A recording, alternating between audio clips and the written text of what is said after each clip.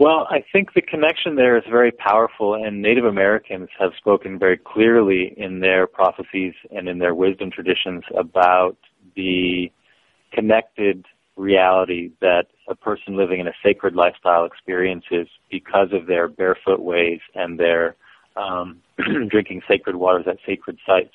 And they speak about a leader who has turned away from these ways as walking around with his head cut off. And that sounds very gory, and of course will be taken by many to talk about decapitation as the Mayans are, being painted with that whole tradition, false tradition, which was imposed after the fact.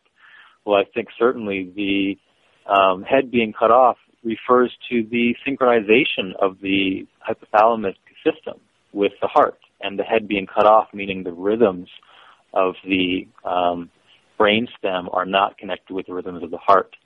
And so that metaphor really speaks true to what we see Native Americans call two hearts, or those who think with their second heart, meaning their brain.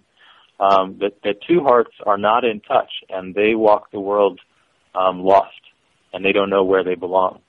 And I think we very clearly see this in our time. Maybe 20, 50 years ago, the cognitive dissonance that was being experienced by people was lessened, so it was not so obvious. But I think certainly today we understand that a CEO walking around with his cell phone pasted to his head or to his hip and pagers everywhere, someone like this is certainly walking around with their head cut off. And we now know enough about the physiology of the human body to understand the biorhythmic teachings that are present in the ancient wisdom. So it's it's an amazing thing to be able to look at ancient knowledge in a new scientific light. Okay, thank you. What do you think of Burt Goldman's assertions of the quantum universe and anyone's ability to quantum jump and perhaps meet their doppelgangers to improve their life and learn new skills? These ideas actually seem to me to have their genesis in the Nahuatl teachings of the Yaqui elder Don Juan, his ideas were obviously presented by Carlos Castaneda to the world, who was a cultural anthropologist. I think Goldman definitely is saying true from what I've seen. I'm not an expert on what he is asserting, but he seems to hold true to the concepts given in those teachings and indeed that synchronize with the Mayan calendar. Which specifically talk about an energetic body or an electronic body that is a double or a doppelganger, as you mentioned, and that this is the body that is connected by the silver thread, that when one remote views, the energy body is acting as an electrical field of perception that exactly maintains the same shape of the physical body of the being. So anyone who's read extensively the Castaneda books knows about Don Genero, who was the dark side of the force, if you want to say that, in the different teaching techniques that were used by the Yaqui. And it'll be interesting for most people to understand that when they read those books or think about them again, it turns out that it was described very clearly that Don Genero was there in energy body most of the time, and he was using his double to do the tricks that he did in that blew Castaneda's mind into a new state of awareness, a new heightened awareness. So certainly his ideas are definitely, in line, collinear with what was told by ancient wisdom teachers, and he should certainly be interested in hearing what I have to say and what the ancients have to say directly, which is hidden from most people because the skills that he would like to espouse are ones that need to be developed in very special ways at the pyramids. So that's what I'm intending to do. That's fascinating. I love the Castaneda books, and Don Genero, as you say, he always seemed a trickster to me. He was quite a character, and so it's funny to hear your insight and take on him as well. Yes. Okay, thank you, Alex. You're welcome. It's a wonderful book series. I definitely enjoyed it. The next set of questions is from Gemini. Hi, Alex. I have a question from forum member Periwinkle, and she'd like to know, have you experienced any levels of intimidation, coercion, or interference in communicating your studies and discoveries? Sure, I have.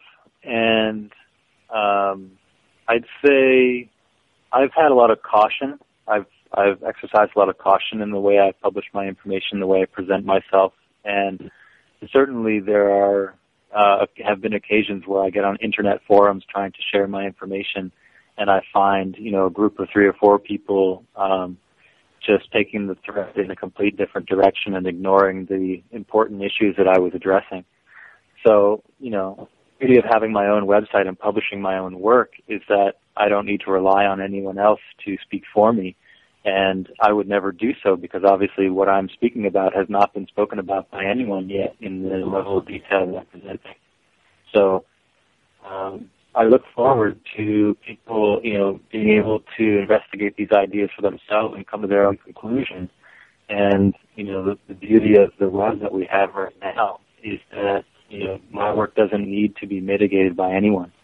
So, for some who are, closed off to the leaps I make between fields of research and those who would like to close down the synthesis of knowledge that I'm doing, don't really have a means to do so. And of course, my media exposure has been very low, and that's been part of a plan that I have because I would like to seed this knowledge rather than use it to amass wealth or create inventions to, do wonders. Those things are important, but my work now really more so involves identifying the important things, the structures of the pyramid that are lying around, on every continent. In most cases being improperly used and abused, in fact. So, to build a healing device is great, and I'm willing and, interested in doing that.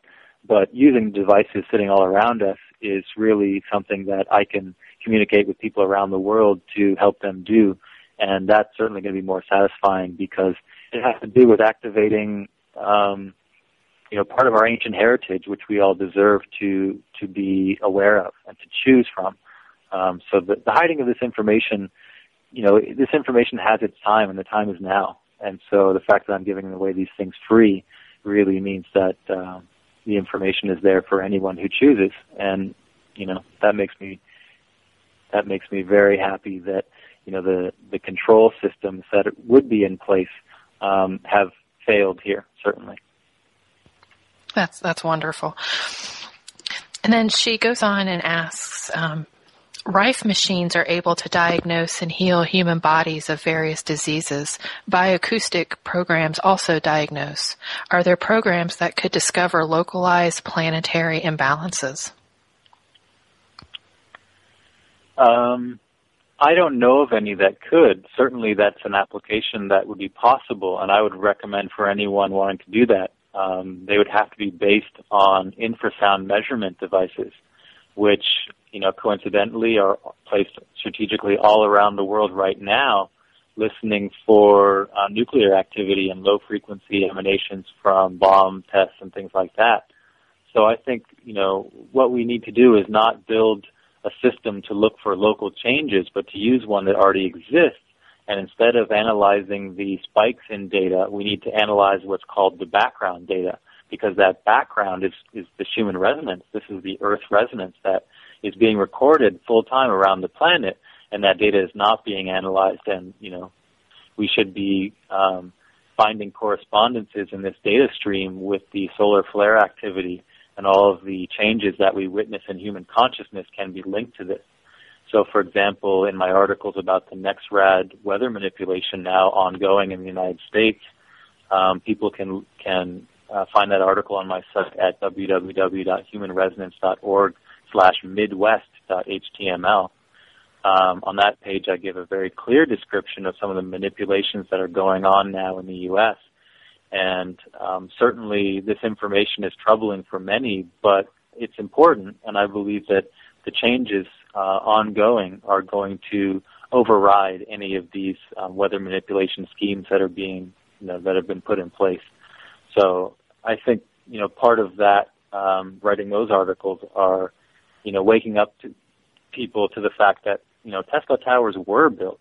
In fact, they were built and re-engineered as microwave towers, which cause cancer for pharmaceutical profit. And as well, they were re-engineered as NEXRAD weather stations, which are, quote, next generation.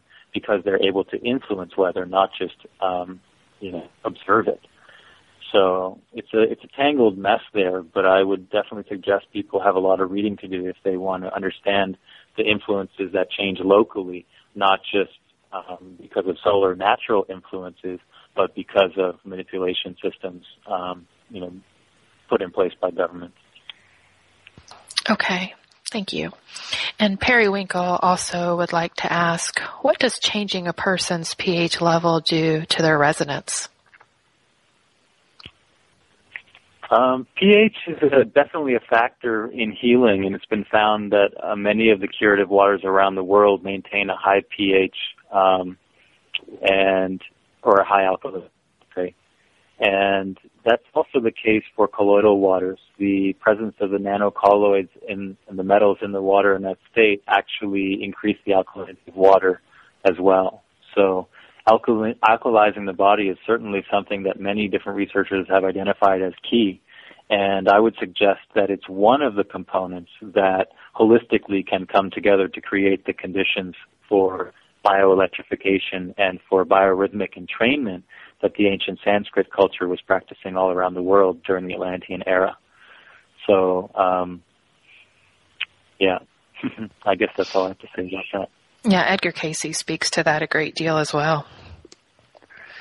Yeah, there's so many tangents I could go off on here, but please continue with the next question. Sure. And then the next question I have is, what are your thoughts on crystals, and in particular, the crystals that have pyramids etched on the surface? Do you believe they hold information from Mother Earth that would be beneficial to humankind?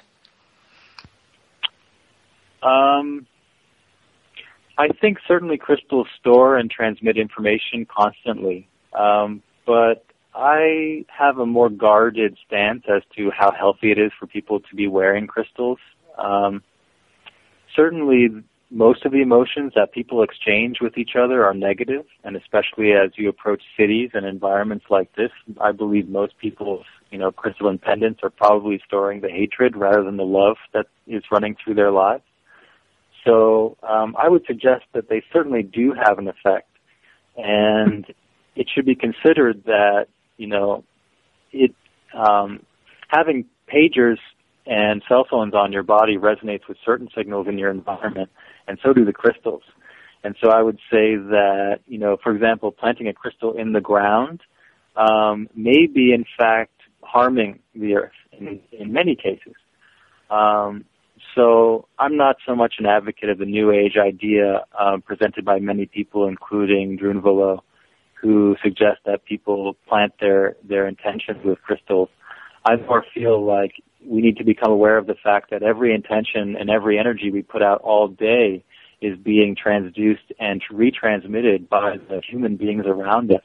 And we need to be more conscious of transmitting to the living people we interact with all those energies that people would store in crystals and put into the ground. I think certainly giant crystalline structures are what the pyramids are, and that the small crystals that people love to hold in their hands and hang around their bodies are, more symbolic of the power of that crystalline structure. So really the water in our body and the influence that we have when we yell at someone and the effect on their water in their body, or when we praise someone or bless someone, those emotional states are what really, I think, need to be paid attention to. So cleaning the crystals of their negative energy, do you think that has any merit? I do, and I think the sun does play a wonderful role in that. Although I couldn't prescribe a specific method, I'm not, sure about how that is done. Certainly, water and cleansing with water and sunlight have been commonly talked about. I would suggest too that trinkets and physical objects are often a way that people